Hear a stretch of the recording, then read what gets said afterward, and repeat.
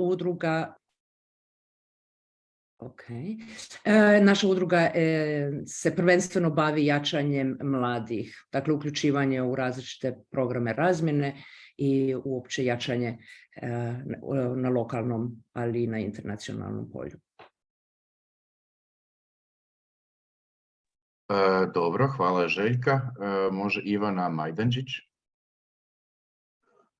Pozdrav svima, ja sam Ivana iz udruge ESN Zadar. Naša udruga bavi se prihvatom i organizacijom aktivnosti studenata na razmjeni i vodimo se nekakvim filozofijama kao participacija u studentskom životu, inkluzivnost, održivost i tako dalje. To je ukratko to. Hvala Ivana. Može Josipa iz Mreže mladih. Hvala puno. Moje ime je Josipa, kao što si rekao, dolazim iz Mreže mladih Hrvatske. Mi smo krovna organizacija, odnosno Savez udruga mladih i za mlade. Bavimo se znači direktnim radom s mladima kroz različite oblike aktivnog osnaživanja i uključivanja mladih do dijela zagovaranja za promjene za javne politike, direktnog uključivanja u neke javne politike i promjene javnih politika ili barem nekog pritiska, stvaranja pritiska da se donesu neki važni dokumenti po pitanju mladih, tako da evo, ukratko, o mreži i mom autu. Hvala Josipa. Može gospođa Helena. Dobar dan svima, Helena Traub iz udruge Žmergo iz Opatije, okolišna udruga koja se bavi pitanjima održivog razvoja, okoliša, prirode. Hvala. Hvala. Može Marina Stubičar. Dobar dan svima, me čujete dobro? Čujemo. Dolazim ispred udruge SOS Virovitica, mi se bavimo zaštitom ljudskih prava. Mislim da je to najviše ukratko kod čega se mi bavimo. Eto, glavno je zaštita ljudskih prava, prevencija nasilja, bavimo se i mladima, tako da i posvuda smo. Dobro, hvala vam Marina. Može Kristijan Čorić. Pozdrav svima, ja sam Kristijan Čorić iz Inkluzivne kuće Zvono. Naša udruga razvija programe i pružamo socijalne usluge osobama s invaliditetom, djeci i mladima na području Osječko-baranjske županije, točnije na području grada Belišća, Valpova i prigradskih naselja. Dobro, hvala vam. Može Dragana Samardžija.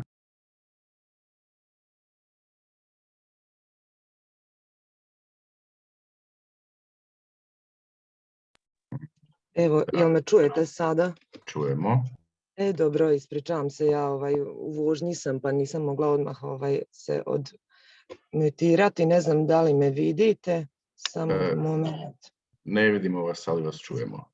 Da, dobro, uključit ću kameru malo kasnije. Pozdrav svima, moje ime je Dragana Samardžija, inače ja radim s mladima u više područja, konkretno reč je o formalnom i neformalnom obrazovanju.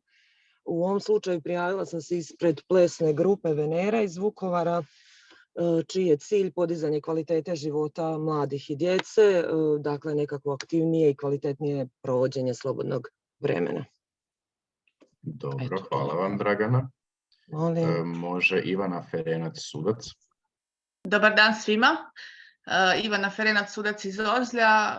Javljam se u funkciji volontera Dobrovoljnog vatrogasnog društva. Nama je djelatnost zaštita civilnog sektora od požara, poplava i sličnih elementarnih nepogoda. Hvala. Hvala. Krunoslava Rafaela. Ne vidim prezime. Borgić. Pozdrav, ja sam Krunoslava Rafaela.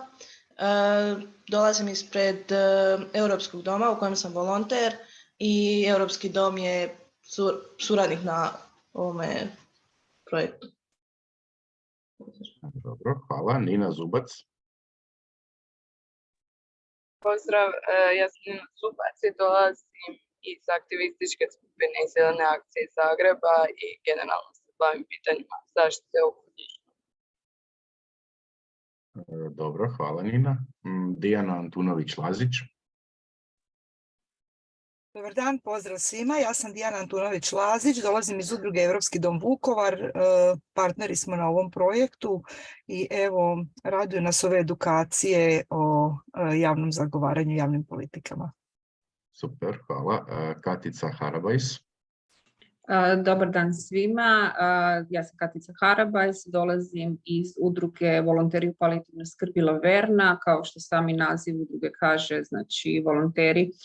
Udruga se sastoji od volontera koji pružaju pomoć teško oboljelima, neizlječivim i umirućim bolesnicima na području grada Zagreba. Imamo znači volonterski tim, imamo službu podrške u žalovanju, imamo savjetovalište. Evo ukratko o tome, znači brinemo o palijativnim bolesnicima i njihovim obiteljima. I trenutno provodimo projekt isto ACF, jedan mali, gdje je isto javno zagovaranje za palijativnu skrb u Republici Hrvatskoj. Dobro, hvala vam. Jelena Janković. Dobar dan svima, ja sam Jelena Janković i dolazim iz udruge Žena Vukovar. Organizaciju neću posebno predstavljati s obzirom da je koordinatorica na početku predstavila. Hvala. Dobro, hvala. Kristina Lauš. Pozdrav svima, evo ja sam iz Zelene energetske zadruge iz Zagreba. Mi se bavimo poticanjem sudjelovanja građana u energetskom sektoru, primarno kroz korištenje solarne energije, bilo znači ugradnjom vlastite solarne elektrane ili kroz sudjelovanje u inicijativama građanske energije. Dobro, hvala vam Kristina. Antonija Bičanić. Dobar dan. Čujemo. Dobar dan, čujemo se. Lijep pozdrav svima, moje ime je Antonija Bičanić i na današnjoj radionici sam predstavnica grada Otočca, isprike zbog glasa, malo sam bolesna. Evo, radujem se današnjoj radionici. Ovo je, nećete morati puno pričati. Odlično, to volim. Hvala vam. Daniela Paska. Dobar dan svima, evo moje ime je Daniela Paska i dolazim iz Impact House-a, društvenog poduzeća. I mi se primarno bavimo društvenim utjecajem, odnosno surađujemo i sa civilnim sektorom, javnim sektorom i privatnim sektorom u smislu provođenja projekata sa nekom pozitivnom društvenom promjenom. Ujedno organizirali smo i nekoliko policy labova upravo na temu zagovaranja javnih politika, pa se vrlo radujem ove radionici. Hvala vam Daniela i Jelena Katalenić. Pozdrav svima. Moje ime je Jelena Katalenić, članica sam udruge podrška u kriznim situacijama iz Belišća. Kao što samo ime kaže, znači podrška u kriznim situacijama, u fokusu nam je mentalno zdravlje, bilo kakve krizne situacije, znači što god možemo povezivati u životu, od promjene mjesta prebivališta, od ne znam, bilo kakvih promjena, gubitka posla, premještaja na drugi posao. Trenutno sad su bile u fokusu nam potresi i ova sad kriza što je bila sa raseljenim osobama. Naša predsjednica Vanessa Šerić je bila i sa Crvenim križem, smo suradnju napravili, na potresu smo pružali, odnosno ona je bila kao psihosocijalna potpora. Isto tako sad ovdje na području Belišća i Valpova smo isto u suradnji sa Crvenim križem, gradom Belišćem i još nekim udrugama, znači pružali pomoć raseljenim osobama iz Ukrajine u smislu aktivacije djece u nekakve sportske aktivnosti, kreativne radionice i tako, evo, ukratko. Dobro, hvala vam Jelena. Evo ga, mislim da smo prošli krug, ako sam nekog zaboravio, ispričavam se, možete se slobodno javiti. Ja ću krenuti sada sa dakle, uvodom u javne politike. Vi budite slobodni u bilo kojem trenutku me prekinuti, postaviti pitanje i slično, nastojat ću obraćati pozornost na to. Ako vidite da nisam primijetio, slobodno pišite u chat i slično. Ok.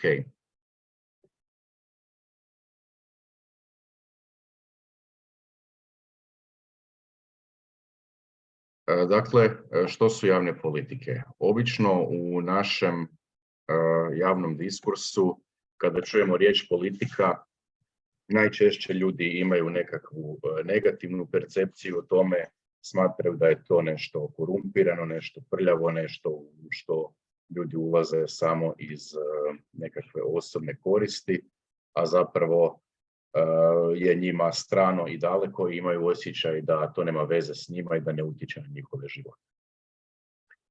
Pa cilj je kroz ovu edukaciju pokazati zapravo da je suprotno i da mi kao građani se trebamo što je moguće više uključivati u procese donošenja odluka javnih politika, jer su to stvari koje se tiču svih nas. Dakle, pa krenuvši od početka, definicija javne politike proizlazi zapravo iz podjele na 3 dimenzije politike, takozvana 3P, to su politics, polity i policy. U engleskom jeziku politics ili politika, ono na što mi mislimo kada kažemo politika u nekom užem smislu, to je politika kao borba za moć, odnosno za vlast. To se odnosi dakle na stranačku politiku u kojoj pojedinci i stranke se bore kako bi osvojile vlast na izborima i time preuzeli dakle odlučivanje o javnim politikama u državi. Druga dimenzija politike je takozvani polity. To se odnosi na institucije, odnosno na institucionalni okvir neke političke zajednice. Dakle, u našem slučaju polity čine vlada kao glavno izvršno tijelo vlasti, predsjednik republike, parlament, odnosno sabor, ali isto tako čine ga i regionalne i lokalne jedinice lokalne i regionalne samouprave kao predstavnici lokalne i regionalne vlasti, ali isto tako tu imamo kao članica Europske unije mogućnost sudjelovanja i u brojnim europskim institucijama, pa u širem smislu Hrvatska spada i u taj europski polity. Međutim, od ove 3 dimenzije nas zapravo zanima ova treća, to je policy ili public policy ili na hrvatskom javne politike. Dakle, javne politike su u nekakvom najširem smislu proces racionalnog rješavanja problema u zajednici ili proces stvaranja politika za zajednicu u različitim sektorskim područjima, kao što su zdravstvo, obrazovanje, porezi, okoliš i tako dalje. Pa tako imamo zdravstvenu politiku, poreznu politiku, kulturnu politiku, socijalnu politiku, mirovinsku politiku i tako dalje. Dakle, javne politike znače odlučivanje o našim zajedničkim poslovima ili o zajedničkim problemima koji pogađaju nekakvo društvo. Dakle, javnim politikama se utječe na rješavanje kolektivnih problema, onih problema koje kao zajednica dijelimo i koji pogađaju veliki broj građana ili u nekim slučajevima sve građane. Ono što je ključno kod javnih politika je da se one bave problemima koje ne možemo sami riješiti, nego za koje je potreban nekakav kolektivan društveni napor. Najjednostavnije možemo reći da javne politike obuhvaćaju sve ono što vlast odluči učiniti ili ne učiniti. Primjer za to je, evo, prije nekoliko mjeseci smo imali pregovore sindikata u području obrazovanja oko povišice njihovih plaća vezano uz inflaciju i tako dalje. Dakle, u tom slučaju sindikati su se izborili da radnici u obrazovanju, učitelji, nastavnici i tako dalje, da imaju veće plaće i u tom slučaju, dakle, vlada je učinila podići plaće i time su utjecali na obrazovnu javnu politiku. Međutim, da je vlada odlučila ne podići plaće, to bi također bio dio javne politike, dakle, samo u tom slučaju bi ishod bio negativan za ovu ciljnu skupinu nastavnika i učitelja u školama. Dakle, i nečinjenje je također dio javne politike i upravo vjerujem da ste se mnogi od vas sreli u svom radu sa time da zapravo nama kao organizacijama civilnog društva, pogotovo onima koji se bave, da tako kažem, politički prijepornim temama, najveći problem je često nečinjenje institucija i pokušaj kako zagovarati da institucije učine ono što su na papiru ili u nekakvom zakonu ili nekoj strategiji obećale učiniti. Dakle, javne politike su usmjerene na postizanje ciljeva za dobrobit zajednice, gdje vlast na čelu pokušava donositi najbolje moguće odluke za ostvarenje kolektivnih potreba, birajući između više mogućih smjerova djelovanja. Te odluke i te smjerove djelovanja donose, dakle, na temelju različitih faktora. među kojima bi trebali biti važni i dakle mišljenje javnosti, potrebe javnosti i nekakvi podaci i analize o trenutnim politikama. Vidjet ćemo kasnije da je javna politika ili javne politike su kontinuirani proces u čijem oblikovanju, provedbi, praćenju i poboljšavanju sudjeluju sve društvene snage. Dakle, osim predstavnika javnog sektora, odnosno države i njezinih institucija, tu spadaju i sektor civilnog društva kao i poslovni sektor. Postoje različite vrste javnih politika koje možemo podijeliti prema više kriterija. Prema sadržaju možemo ih podijeliti dakle, prema područjima kojima se bave, koje reguliraju i kojima zapravo upravljaju. Kao što sam već naveo, to mogu biti obrazovna, zdravstvena, okolišna, prometna, energetska, porezna, fiskalna, socijalna, mirovinska i tako dalje. To su sve ili politika za mlade, kulturna politika i tako dalje. To su sve različite vrste politika prema sadržaju. Prema ciljnim skupinama možemo javne politike podijeliti dakle, konkretno prema skupinama na čije probleme odgovaraju. To mogu biti skupine kao što su djeca, mladi, građani starije dobi, osobe s invaliditetom, primjerice imigranti, primjerice nacionalne manjine, žrtve nasilja, učenici, pacijenti u zdravstvenom sustavu i tako dalje.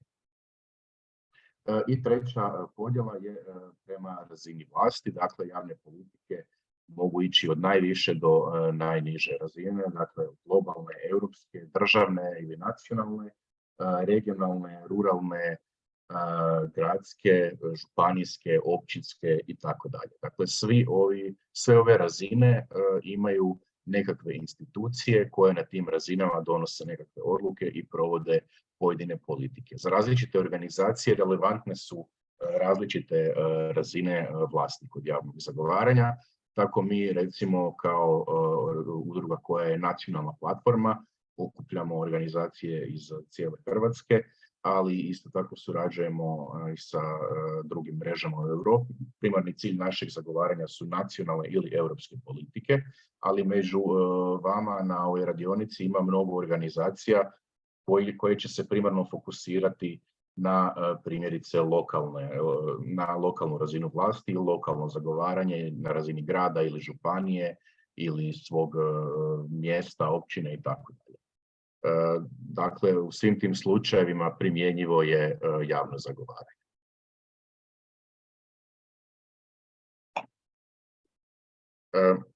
Kod javnih politika važno je identificirati ključne elemente u javnim politikama, a to su ciljevi, instrumenti i akteri.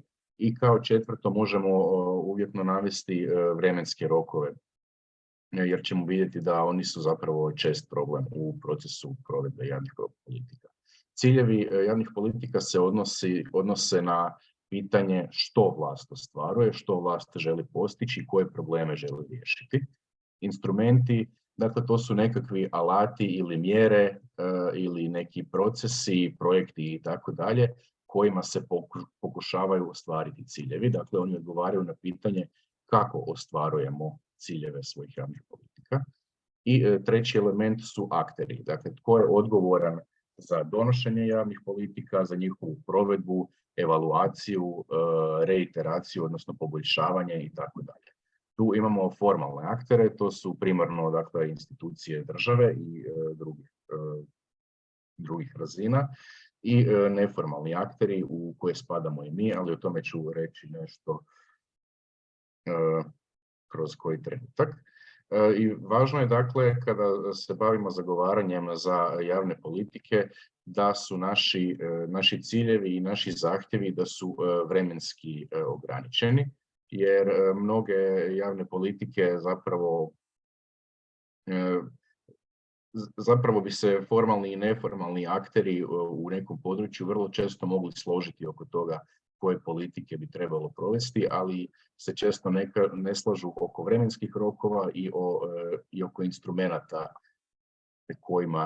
koje bi trebali koristiti u tom procesu. Dakle, kao što sam rekao, akteri javnih politika mogu biti formalni i neformalni. Formalni akteri posjeduju zakonodavnu, izvršnu ili sudbenu vlast u nekom području, dakle najčešće u državi, i imaju pravo i obvezu sudjelovanja u kreiranju neke javne politike, zato jer im je ta ovlast i obveza dodijeljena Ustavom ili zakonom. Pa tako imamo na raznim razinama razne aktere iz sustava vlasti. To mogu biti vlada, ministarstva, vladini kabineti, uredi, koordinacije, nekakva međuresorna tijela, odbori, povjerenstva i tako dalje. Zatim na razini zakonodavne vlasti, tu su parlamenti, parlamentarni odbori. Također, osim njih imamo predsjednika države, razne pravobranitelje, pučka pravobraniteljica, pravobraniteljica za ravnopravnost spolova, pravobraniteljica za djecu i tako dalje. Imamo zatim sudove na različitim razinama i velik broj jedinica lokalne samouprave i regionalne samouprave, kao i nekakva operativna tijela državne uprave, dakle uredi, agencije, zavodi, instituti i tako dalje, koji su svi u nekim područjima spadaju u aktere javnih politika. Neformalni akteri ili dionici, dakle, mogu biti svi oni koji nisu direktno, dakle, pod kontrolom i pod vlašću države. To mogu biti pojedinci, dakle, obični pojedini građani, mogu biti interesne skupine, sindikati, različiti lobiji, organizacije civilnog društva, političke stranke, neovisne istraživačke institucije, mediji, nekakve neformalne inicijative, klubovi i tako dalje. Specifičnost ovih neformalnih aktera je to što oni sudjeluju u procesu donošenja javnih politika iz intrinzične motivacije, dakle zato jer prepoznaju nekakav problem u svom društvu, u svojoj zajednici i imaju potrebu ukazati na taj problem i pokušati ga riješiti na dobrobit cijele zajednice ili cijelog društva, ne zato što su to dužni činiti po zakonu, nego zato jer naprosto žele unaprijediti svoje zajednice.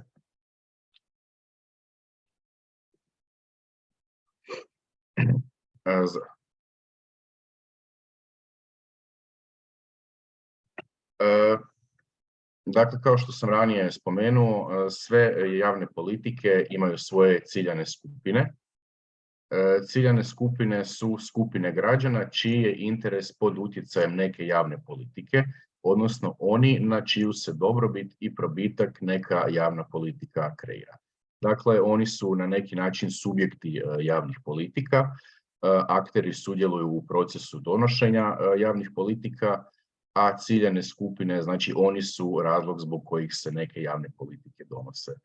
One mogu biti različitih veličina i različitih stupnjeva utjecaja u društvu. Od nekakvog malog postotka to mogu biti primjerice neke manjine, bilo nacionalne manjine, vjerske manjine, seksualne ili tako dalje, ili osobe koje su specifične u društvu zbog nekog svog problema koji ne obuhvaća druge dijelove društva, primjerice osobe s invaliditetom, do značajnih i velikih dijelova populacije kao što su umirovljenici, mladi, osobe s invaliditetom i tako dalje, koji su zapravo predstavljeni u širim slojevima i skupinama.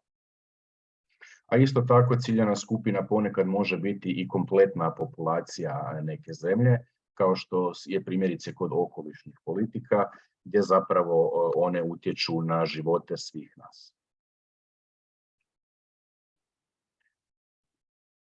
Osim aktera i ciljanih skupina, jedan od ključnih elemenata javnih politika su ciljevi javnih politika. Dakle, ciljevi su formalna očitovanja o tome kakvu budućnost želimo vidjeti i kakve bi politike trebale biti jednog dana kada se provede ono što mi zagovaramo. Dakle, to su izjave kojima se deklarira što će se u određenom području postići u budućnosti i kako će se to mjeriti, kako će se pratiti i kako će se zapravo vrednovati taj uspjeh. Ciljeve dijelimo na opće i specifične ili operativne, kako god. Dakle, opći ciljevi su dugoročni, neograničeni i teško mjerljivi, dok su specifični ciljevi vremenski ograničeni, imaju jasne pokazatelje i indikatore koje možemo mjeriti i pratiti u provedbu. Ciljevi javnih politika bi se u načelu trebali držati takozvanog SMART načela, odnosno da odgovaraju 5 kriterija. To su simple, odnosno da budu jednostavni i specifični, da budu mjerljivi, ostvarivi ili dostižni, realistični i vremenski ograničeni.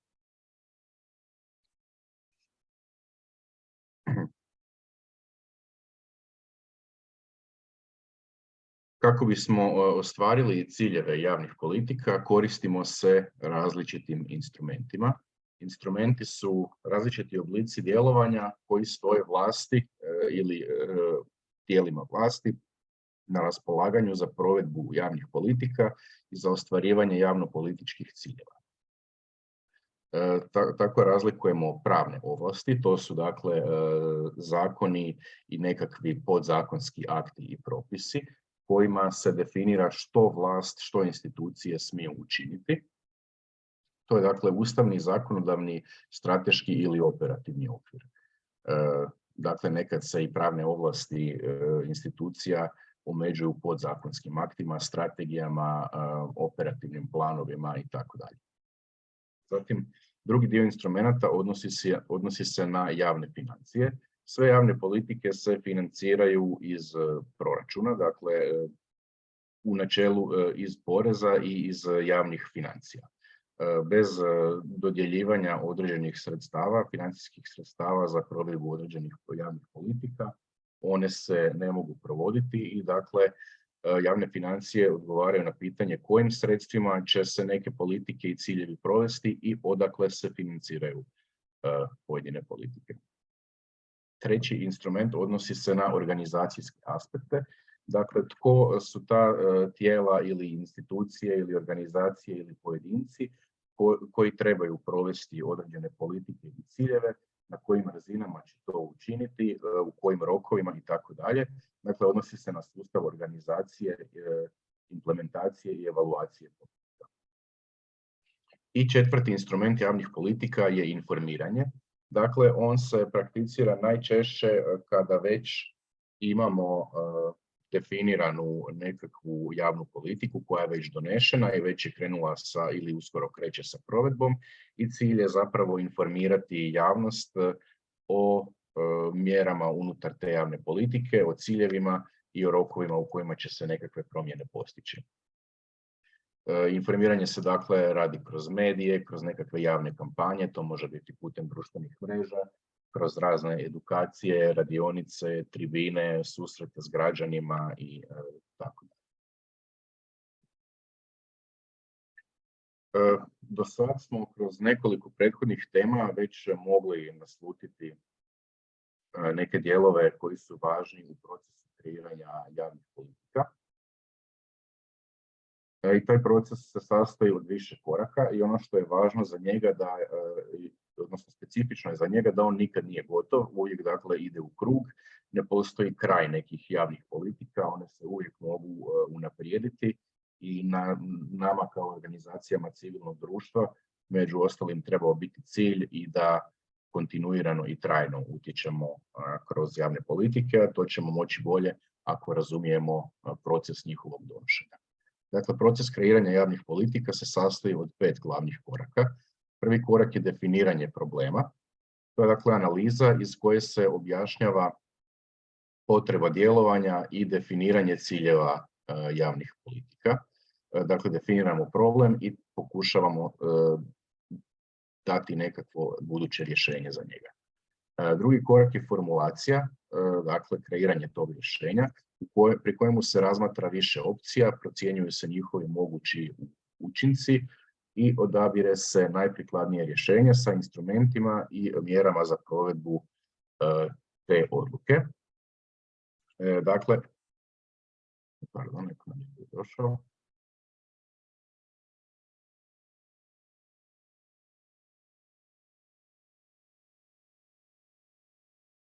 Dakle, pri kreiranju rješenja bitno je analizirati postojeće javne politike, idealno na temelju objektivnih analiza, podataka kojima možemo provjeriti mjerljive pokazatelje, mjerljive indikatore nekih javnih politika kako bismo detektirali što nije bilo dobro, a što je bilo dobro i što nastaviti raditi. Treći korak u procesu je politička odluka ili legitimacija političke odluke, odnosno to je situacija u kojoj vlasti potvrđuju odabrano rješenje donošenjem nekakve političke odluke. To može biti zakon, može biti strategija ili operativni plan, akcijski plan ili nekakva privremena mjera i slično, u kojemu se jasno dakle definiraju sadržaj, ciljevi, instrumenti i vremenski rok trajanja određene javne politike.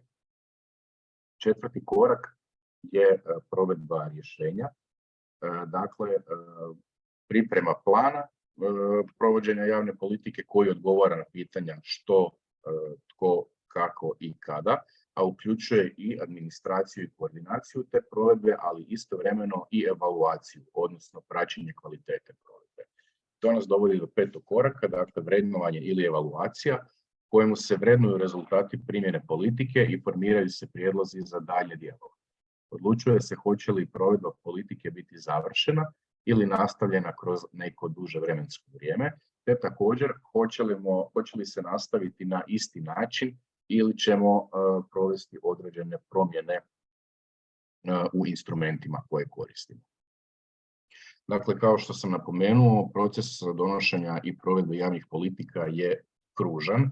On se uvijek odvija ispočetka, uvijek na kraju nekakvog strateškog razdoblja imamo priliku evaluirati javne politike u nekom području, analizirati na temelju mjerljivih indikatora jesu li one bile uspješne, ako nisu, zašto nisu, što trebamo promijeniti kako bi one u budućnosti bile bolje. I tu dolazimo do pojma javnog zagovaranja ili zagovaranje javnih politika. Dakle, cilj ovih nekoliko radionica na koje ste se prijavili je da steknete nekakve primjenjive konkretne vještine kojima ćete moći zagovarati promjene u javnim politikama u područjima svoga rada, bilo na lokalnoj, regionalnoj, nacionalnoj ili drugim razinama. Dakle, zagovaranje je pojam koji nema nekakvu jednoznačnu ili jedinstvenu definiciju oko koje bi se svi složili, ali možemo ju prepoznati kroz nekakva vlastita iskustva. Dakle, zagovaranje je mijenjanje praksi i politika ljudi na vlasti koje utječe na ljude u nepovoljnom položaju. Dakle, najčešće mnoge organizacije civilnog društva zapravo se bave zagovaranjem politika za nekakve ranjive skupine, organizacije koje djeluju u području ljudskih prava, prava raznih manjina, ravnopravnosti spolova i tako dalje. Najčešće ćemo vidjeti u javnom prostoru da organizacije civilnog društva dobivaju prostor ako se bave nekakvim marginaliziranim skupinama. Ali to ne treba biti isključivi način i jedino područje zapravo kroz koje se civilno društvo angažira, već treba biti prisutno u svim područjima. Zagovaranje je usmjereno prema građanima i ono je organizirani politički proces koji uključuje koordinirane napore ljudi da promijene politike, prakse, ideje i vrijednosti koje održavaju nejednakost, netoleranciju i isključenje. Iduća moguća definicija je zagovaranje kao praktična primjena znanja s ciljem socijalnih i drugih promjena, odnosno promjena javnih politika. Zatim, zagovaranje znači da aktivno podržavamo nešto ili nekoga, neku ideju, aktivnost ili osobu i da pokušamo uvjeriti druge ljude u značenje našeg problema, naših izazova, predloženih stavova i rješenja. Zagovaranje se odnosi na nenasilne aktivnosti osmišljene za utjecaj na politike, prakse i ponašanje. Zagovaranje obično kreće od manje grupe ljudi koja dijeli zabrinutost oko nekog određenog izazova i spremna je posvetiti vrijeme, svoju stručnost i svoje resurse da bi se postigle željene promjene. Zagovaranje je oruđe kojim utječemo na ljude, mijenjamo njihov pogled na određene situacije i stvaramo međusobno razumijevanje. Cilj zagovaranja je promjena društva.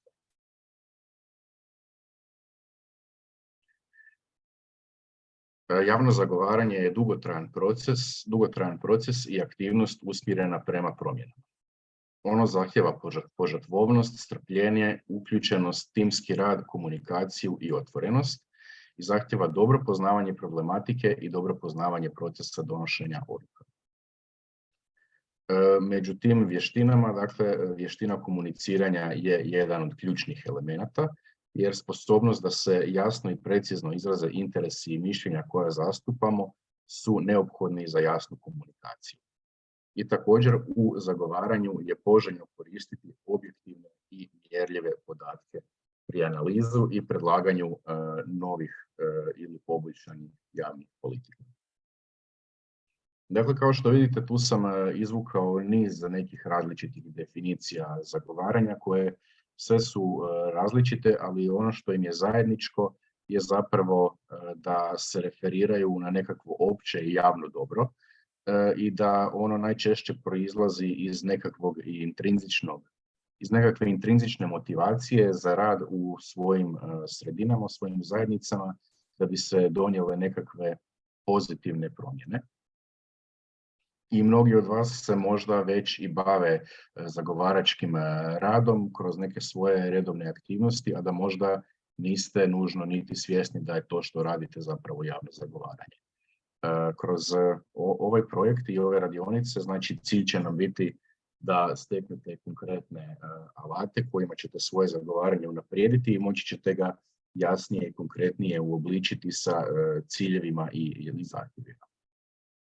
Dakle, u ostalim radionicama ćemo, u ovoj sljedećoj, u srijedu ćemo razgovarati o korištenju tehnologije za zagovaranje u zajednici. Dakle, kako koristiti nekakve online alate za recimo mobilizaciju podrške u svojim zajednicama. Zatim, u petak ćemo to nadograditi sa radionicom o tome kako postaviti svoju vlastitu zajednicu i kako uspostaviti učinkovite interaktivne komunikacijske strukture. Zatim u ponedjeljak marketing i doseg prema zajednici, kako prići građanima i medijima, kako pronaći nekakve saveznike za zagovaranje javnih politika u svojim zajednicama, kako bi im povećali mogućnost uspjeha. I konačno, idući utorak, kako komunicirati sa institucijama i donositeljima odluka i kako utjecati na njih kroz javno zagovaranje. Dakle, kao što vidimo, uloga civilnog društva u procesu javnog zagovaranja može biti i višestruka. Ono može sudjelovati u procesu javnih politika od samog početka. Dakle, može upozoravati na određene probleme koji trenutno u zajednici možda nisu prepoznati kao nekakav važan problem, ali civilno društvo zbog svog nekakvog specifičnog rada u zajednici i ekspertize smatra odnosno ima bolji uvid u probleme u praksi nego što često ih imaju institucije i vlast koje su često sporije i manje agilne od manjih organizacija civilnog društva. Zatim, organizacije civilnog društva često sudjeluju u širenju svijesti ili kroz nekakve javne kampanje, informiranje, uključivanje građana i tako dalje. Zatim kroz promoviranje ciljeva javnih politika, kroz svoje iskustvo i ekspertizu rada na terenu, u zajednicama, izravno s korisnicima, u nekakvom međunarodnom radu, razmjenu iskustava sa drugim organizacijama iz drugih područja, bilo unutar države ili na međunarodnoj razini. Zatim, organizacije civilnog društva često objavljuju nekakva izvješća, istraživanja fokus grupe i tako dalje, dakle nekakve skupove informacija i podataka koji analiziraju određene javne politike. Takvi tipovi izvještaja često ćete vidjeti da se koristi pojam izvještaj iz sjene. Također mogu koristiti priopćenja za medije i mogu organizirati razna javna događanja i s jedne strane kako bi promovirali određene ideje, ali s druge strane isto tako kako bi direktno zagovarali prema donositeljima odluka, jer vidjet ćemo u idućim radionicama, primjerice javna događanja mogu biti vrlo dobar alat na kojem ćete pomiriti, da to tako kažem, predstavnike vlasti i predstavnike civilnog društva, gdje ćete ih dovesti za nekakav zajednički stol i staviti ih u kontekst dijaloga gdje onda su veći izgledi da će doći do nekakve interakcije i zajedničkog rješenja. Ovo bi bilo to za uvodni dio, dakle, oko toga što su javne politike i na koji način možemo utjecati na njih. Ja sam predvidio zadnjih 10-ak minuta ove radionice za to da pitam zapravo vas oko toga imate li nekakva iskustva u svom dosadašnjem radu u zagovaranju ili nekakve pokušaje i imate li nekakve konkretne probleme i pitanja na koje biste željeli čuti odgovore ili naučiti nekakve konkretne alate i pristupe procesu donošenja javnih politika. Pa evo, otvorio bih sada prostor za postavljanje pitanja, budite slobodni se javiti.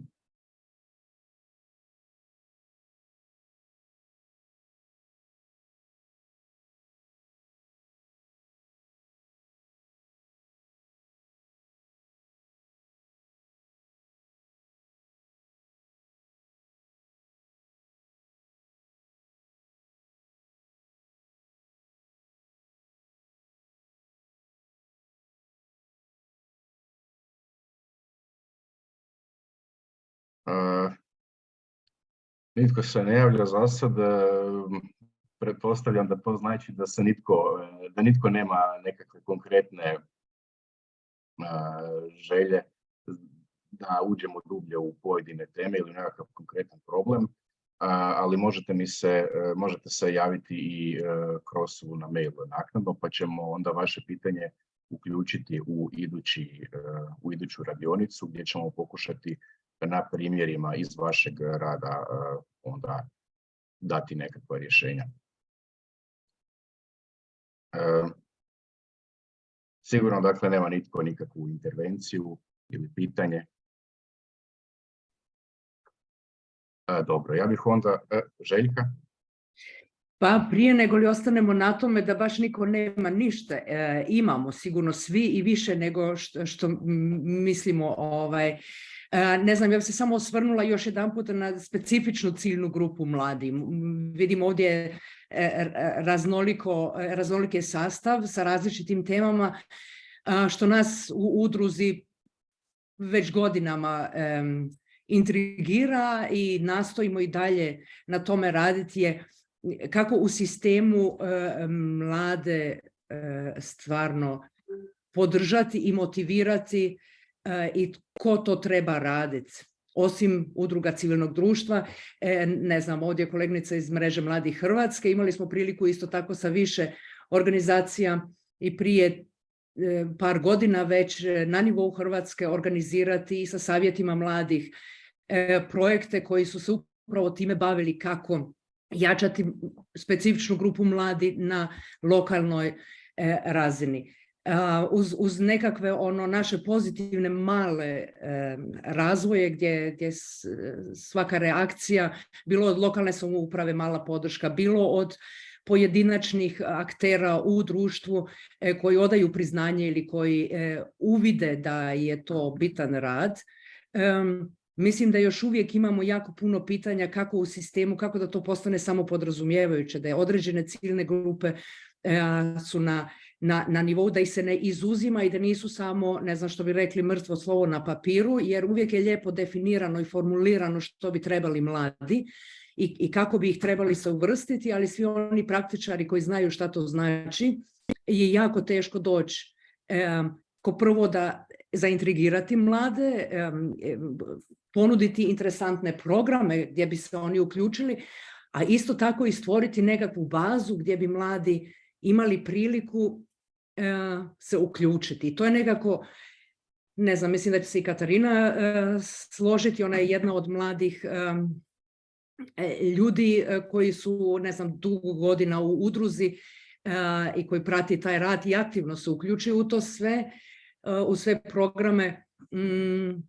Ne znam, još uvijek imam, a valjda jedna ista pitanja. Kako je to, kako da to postane stalna briga, dakle koja kontinuirano raste, da se vidi pomak, osim dakle entuzijasta koji neumoljivo godinama, već i to su pojedinačne udruge stvarno koje u međuvremenu sve ih je više, ali dovesti rad i zagovarački rad na nivo da ga se uzima za ozbiljno, dakle jer ovo je stalno imputiranje. Mi i kroz udrugu i sa mladima i stalno se ponavljamo i stalno smo nametljivi, tako reći, u prikazivanju koliko mi radimo bitan posao i koliko nam je svaki mladi čovjek bitan. Eto, to je nekako moje pitanje, tako. Ne znam, da li ima još dodatnih pitanja, možda od sličnih, ali... Željka, hvala. Zapisao sam, pokušat ćemo naći neke primjere dobre prakse. Meni već sada padaju na pamet neki, ali bih htio možda malo detaljnije istražiti sa konkretnim informacijama.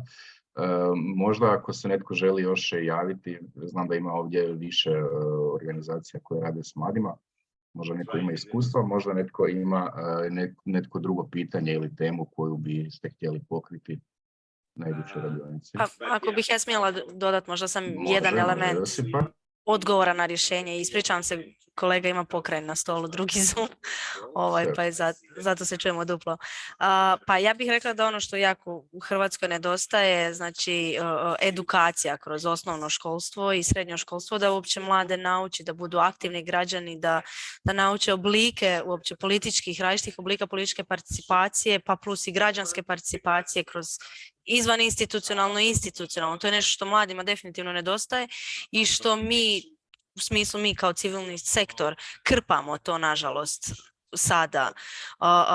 Mi kao mreža provodimo različita mala, velika istraživanja i najlakše je mlade pitati nešto kroz neke ankete i onda smišati neke javne politike, a to rade i donositelji politika.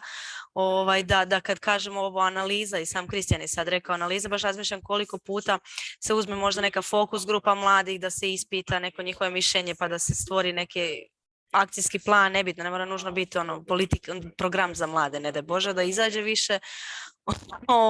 Tako da ono što hoću reći da mladi dosta nisu upoznati sa oblicima svoje participacije, sa oblicima, kanalima, da tako kažem, kroz koje mogu djelovati, da im se ne da uključivati na e-savjetovanje, da savjete mladih, savjet za mlade, vijeća učenika ne vide kao neke oblike moći kroz koje oni mogu nešto pridonijeti i promijeniti, jer su to samo žetončići, da se mlade shvaća na taj način i da se poslika i da se možda i čuje njihov savjet, ali ne vidim osobno neke promjene da se previše uvažava to što mladi savjetuju. Ima dobrih primjera na lokalnim razinama. Znam da Istra kao i od manjih nekih općina i od gradova je odličan primjer. Ima i primjer, ne znam, Iloka sad pod novo što ja osobno znam, ali to opet dolazi od civilnog sektora koji to gura. Znači nikad ne vidimo tu promjenu na neki način da ona dolazi odozgora, nego uvijek odozdola. I meni osobno je to bolji pristup, da revolucija ide odozdola na taj način. Ali hoću reći da nemamo nekog sustavnog posloženog obrasca i da on ide i kroz obrazovanje i da ove strukture koje postoje različitih oblika participacije za mlade, da one su djelotvorne i da su one aktivne, nego su one pro forme i savjeti se osnuju, imaju osnivačku sjednicu i onda više nikad se ne čuje za njih, da tako kažem, i mailovi su i mrtvo, vjerujte mi, probala sam, su mrtvo slovo na papiru, tako da evo, ja nemam odgovora, ja se jedino bi voljela da to i što postoji sad možda bolje funkcionira. evo, to je neko ono moja osobna frustracija, Željka, koju osjećam da možda dijelim s vama. Dobro, hvala Josipa. Imamo li još neko drugo mišljenje, pitanje? Ovo sve, dakle, što Željka i Josipa što ste spominjali sam zapisao, pa ćemo pokušati naći nekakve pozitivne primjere iz kojih možda možemo svi nešto naučiti. Ako nema nitko više pitanja, ja bih zaključio ovu današnju uvodnu radionicu i pozvao bih vas naravno da dođete i na naredne 4 koje će biti konkretnije sa primjerima, zadacima i tako dalje. Iduće 3 radionice, dakle u srijedu, petak i ponedjeljak, će voditi kolega Robert Bjarnason iz organizacije Citizens Foundations sa Islanda. To je jedna vrlo zanimljiva organizacija koja je zapravo osmislila nekoliko različitih alata za građansku participaciju u procesima donošenja javnih politika. To su nekakvi online sustavi za glasanje, za odabir nekakvih komunalnih tema, ali više ćete o tome saznati od kolege sa početkom u srijedu. I napominjem da će i naredne radionice biti dulje od ove današnje, ovo je bila uvodna, a ostale će trajati oko 2 do 2,5 sata, pa čisto da se znate računati, bit će naravno pauza u tim terminima. Udruga Zvono diže ruku, izvolite. Mutani ste. Ja se ispričavam, imala sam problema sa uključivanjem u Zoom i uključila sam se prije 5 minuta i sad ne mogu onda postaviti nikakvo pitanje kad ne znam uopće što smo radili. Jel postoji mogućnost da ja taj sadržaj negdje vidim, da malo pročitam i da pa možemo vam poslati, mogu vam poslati prezentaciju, znači ovo je bila uvodna prezentacija, više općenito o tome što su javne politike i koji je proces njihovog donošenja. A pitanje koje sam postavio je bilo, susrećete li se u svom radu sa nekakvim problemima, sa nekim zagovaračkim pokušajima oko nekih tema i želite li možda da pokušamo pronaći primjere, pozitivne primjere dobre prakse zagovaranja u vašem području, da možda vidite tuđa iskustva i slično. Ok, mi se bavimo osobama s invaliditetom, sudjelovali smo u puno partnerskih projekata sa GONG-om i sa X-om iz Petrinje i tako dalje i bavili smo se, imali smo treninge, zagovaračke treninge, jedan imat ćemo sada i u 3. mjesecu. Ja ću samo jedan kratki komentar, znači ovo što je Željka govorila, znači ključni problem je komunikacija sa jedinicama lokalne samouprave, da nešto zajednički odradimo. Uvijek je onaj koji pokreće neku inicijativu su organizacije civilnog društva, što je i meni ok i to je sasvim u redu. Bolje da se mladi kroz organizacije civilnog društva organiziraju i djeluju sami i iznose svoje ideje, nego da im se nameće sa pozicije jedinica lokalne samouprave, jer oni imaju savjete za mlade koji onda furaju određenu politiku koja je, tako da mislim, i problem je taj odgojno-obrazovni sustav, ono što su nam uskratili, uvođenje, kak nam se to zove, odgoj, to je trebalo, građanski odgoj, bravo, da, ne mogu se točnog izraza sjetiti.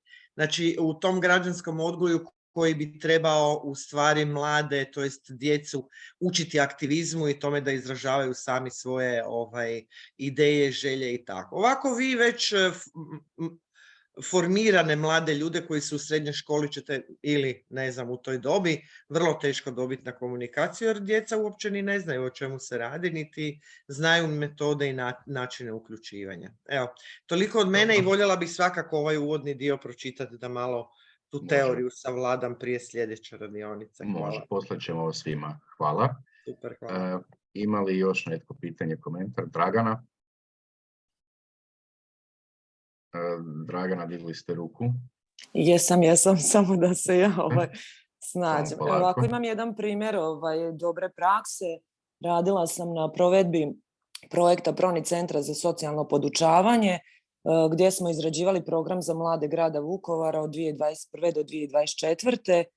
Koji se naslanja na prethodni četverogodišnji isti program. Radi se o tome da su sudjelovali mladi i stručnjaci s područja grada gdje smo započeli s nekakvim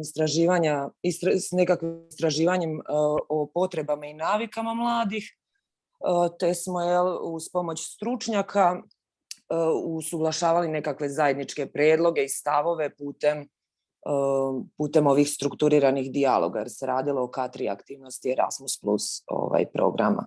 U tom smislu nastao je dakle taj program za mlade koji je i temeljni dokument, da tako kažem, lokalne politike, koji je usmjeren ka mladima u različitim područjima, na primjer obrazovanje, zapošljavanje, socijalne, zdravstvene politike, mobilnost, informiranje mladih i tako dalje.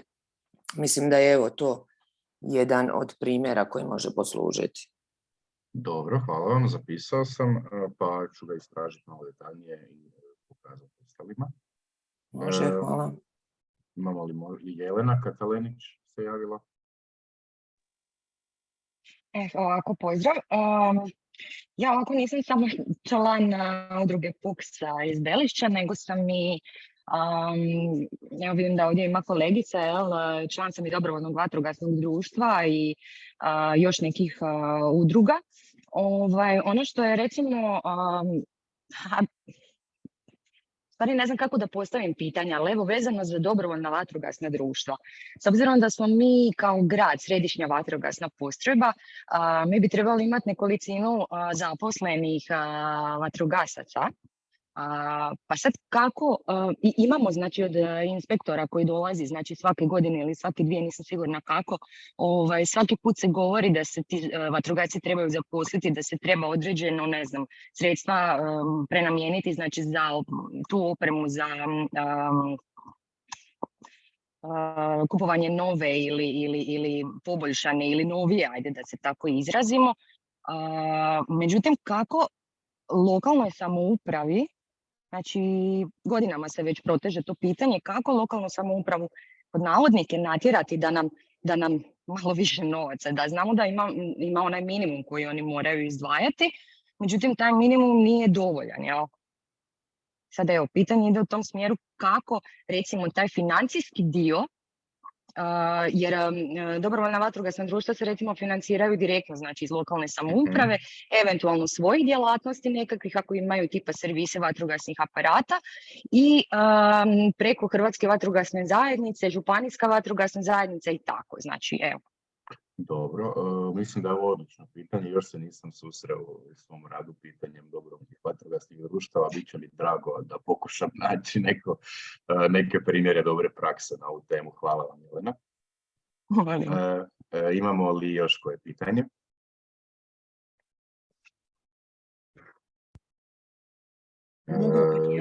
Željka, možeš, ok, onda ćemo nakon toga zatvoriti. Kad smo već kod primjera dobre prakse, Dragana je sad navela jedan, naravno imamo i mi primjer dobre prakse. Prije 3 godine smo stvarno imali sa savjetima mladih iz svih županija trodnevnu konferenciju koju smo čak održali i u Otočcu i iz toga je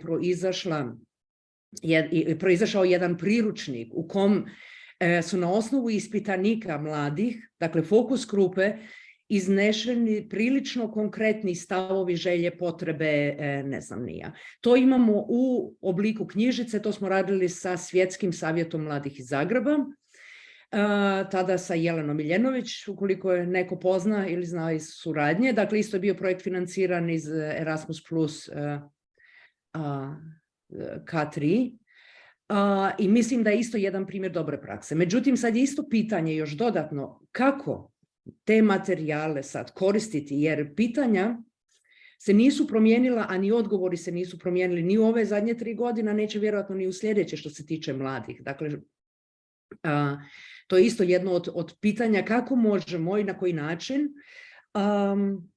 to što smo do sada odradili, i tvrdim da je primjer dobre prakse, kako se ipak može pokrenuti jedna određena ciljna grupa na sudjelovanje, kako to široj populaciji ili istoj ciljnoj grupi, recimo u ovom slučaju mladi, kako to praktično dostaviti, kako kao jedan radni instrument koristiti. Jasno. Kako doprijeti ponovo do novih mladih koji nisu bili uključeni u to. Tako je. Ok, dobro. Jer da ne pišemo ponovno iste projekte, jer normalno svi su projekti puni inovacija, a nekad se pitamo gdje su oni primjeri dobre prakse, zašto ih ne sprovodimo, ako smo nešto istražili da je dobro. Recimo mi često radimo volonterske kampove koji su se jednostavno pokazali za područje u kojem radimo praktični. Dakle, mladi ljudi zavrnu rukave i rade, stvore nešto i to je vidljivo, to je mjerljivo već nakon 5 dana. I zašto recimo takvi primjeri, osim što mi ih forsiramo kao udruga ili pojedinačno, jer obično se tu radi o 2-3 maksimalno ljudi koji su tu, zašto se takvi primjeri ne implementiraju i ne mogu proširiti dalje. Naša je poteškoća recimo da samo je na osnovu nekakve dobre volje, recimo srednja škola, jedne učiteljice, nastavnice ili ne znam nija, ili eventualno ravnatelja ili ravnateljice škole, imamo sreće da recimo imamo jednu grupu s kojom radimo jedno duže vrijeme onda. Dakle, nije pravilo da kažemo ok, takve programe želimo nastaviti dalje i da zajednički radimo, jer ako mi imamo mogućnosti ih ostvariti ili ih osmisliti i realizirati, tako nekako, to mi je isto kao pitanje, kako dugoročno stvoriti, dakle na partnerskom, na nekakvom nivou, programe koji su prihvatljivi za sve. Dakle, gdje i mi kao udruga iz civilnog društva moramo reći ok, to možemo, to je prihvatljivo, ovo ostalo ne, jer inače mi furamo onda to što mi mislimo da je ok. Dobro, znači pitanje bi bilo opet kako doprijeti do tih mladih i imati nekakvu trajnu komunikaciju i suradnju s njim. Zapisao sam. Nadam se da će vam pomoći i ove radionice koje će držati kolega Robert. Oni će biti više usmjerene na komunikaciju u zajednici, u komunikaciju sa svojim sugrađanima zapravo. Nadam se da će vam to koristiti. A u međuvremenu do moje iduće radionice ja ću pokušati naći nekakve odgovore na ova vaša pitanja. Zahvaljujem vam svima na sudjelovanju. Nadam se da će vam ove radionice koristiti i nadam se da se vidimo u što većem broju i na ostalima. Mi ćemo vam poslati sve materijale i prezentacije na mailove sa kojih ste se prijavili. Hvala vam lijepa i vidimo se idući put u srijedu u istom terminu. Hvala vam, doviđenja. Hvala, doviđenja. Pozdrav. Pozdrav.